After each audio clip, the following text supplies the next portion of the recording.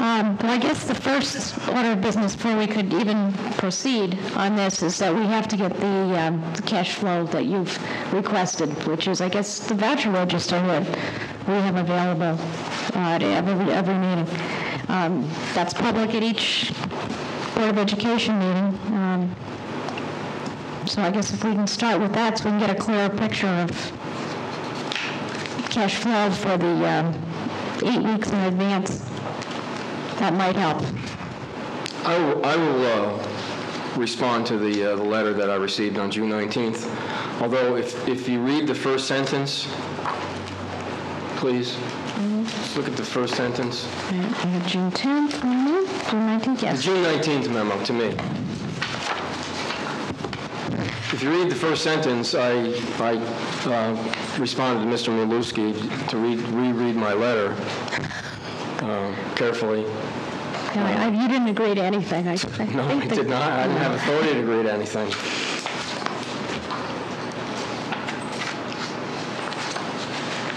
It's also interesting that the balance sheet for April 30, 2009 would be at a deficit. I don't know how you can do that. I need further clarification of that. Yeah. What I'm even more concerned with, Council, if you would look to the, once again in the response to cash flow analysis, from July 1 through June 30th, July 1, 09 through June 30, 2010, if you look at the extremely lower right-hand corner number, a deficit of $911,000, I don't know how to explain that. I don't see how the school would be permitted to end the year with a cash deficit. I know I can't. No. So that will take further clarification as well. All right. We will. Does anyone else have any other comments or questions? Mayor, I would like your authority to draft a response with Mr. Cody reviewing it. Absolutely. I think council would be in agreement to that. I think we've got a fair sense of our second. Thank you. Before Mr. Calvert leaves, is there anyone from the audience who has any questions? Because I know a lot of times people say, "Oh, if you just stayed." Is there any questions on anything on the agenda this evening? I have one question. Please, would you come to the lectern? I've been trying to follow it. I'm not an accountant, I was a salesman all my life, so you'll forgive me. But tell me, is the school board asking for the municipality to provide them with the funds before we collect? Yes. Well, then the hell with them.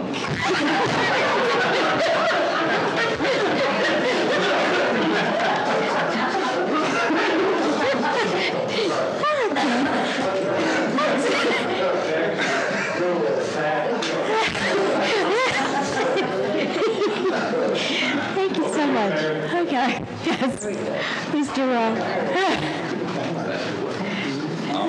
That's the best. I was not asked to speak tonight, but I just want to correct a couple things. Number one, we thought the analysis that we supplied was sufficient. We didn't realize you wanted the entire register. If that's the case, we can provide that. That's great. The bottom line is the board needs the money because the state no longer allows us to carry a significant surplus. $600,000 doesn't make half of our first payroll payment in any quarter. So it's nice to say you can't give us the money, but the bottom line is the state has told us we can no longer hold money in reserve. The borough holds it for us. And in terms of the bond council, I took a look at the analysis we provided. I moved the numbers around. Even if we had paid our debt service in December and in June, we would still be in deficit in the first month of every quarter because our bond service over the whole year is less than 10% of the total expense budget for the Board of Ed. It is not a significant amount of money. It is not 50% or 25% of our budget. So it's not even 1 month. Actually, I think it's just about 1 month's total. We divided our total spending by 12 months. What's your name, please? My name is Pat Rowe. I'm the Vice President of the Board of Education. I'm also the Chairman of the Finance Committee. And we look forward to Mr. Califoot's response, and we'll respond to that. Thank you. And we've also offered to meet to discuss this in more detail with representatives of the Borough Council. This is a fairly complicated issue. We had a conversation with both Mr. Cody and Mr. Califoot about this when we realized the issue. We attempted to make payment requests as late in the month as we possibly could to make our payroll payments. So we asked for the money twice in each of the first months of the quarters.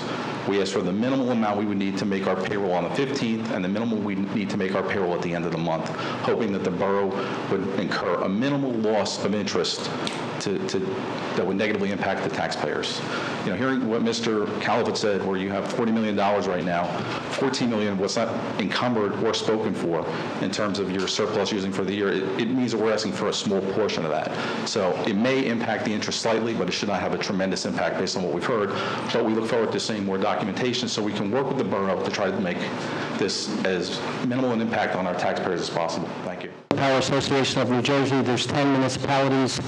What has been proposed is a voluntary sharing of resources in the event of a power outage in another region, and we are geographically dispersed around the state. For example, Sussex Rural is involved, Pemberton, Vineland, so no one's close. So in the event of an outage and they need assistance on a voluntary basis, we would agree on a compensable negotiated rate to send our crews to assist them, and conversely, if we had an outage here that was more substantial than we could handle, we could call in the other 9 towns to help us out. It's totally voluntary, and it's negotiable between each municipality, and we obviously would bring that arrangement to the governing body to ratify, but it's for an emergency that we couldn't handle with all of our existing staff.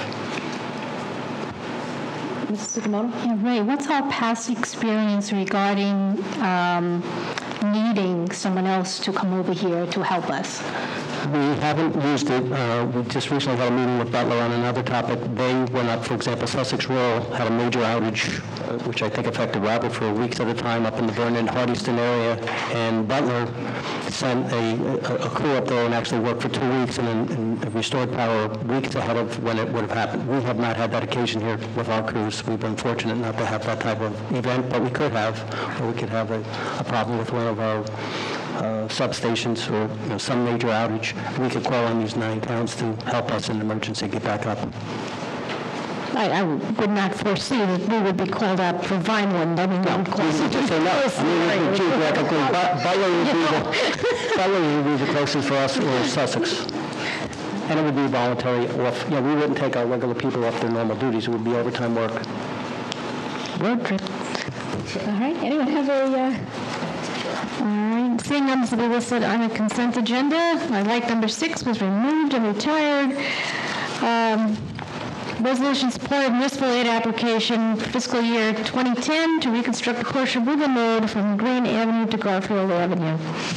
This seems fairly perfunctory. It's a $250,000 grant application. It's the next step in the project. Before we actually commence that project, if the grant is awarded, we would have a public hearing with the residents, a neighborhood meeting to discuss the design and get input before we go to final design phase.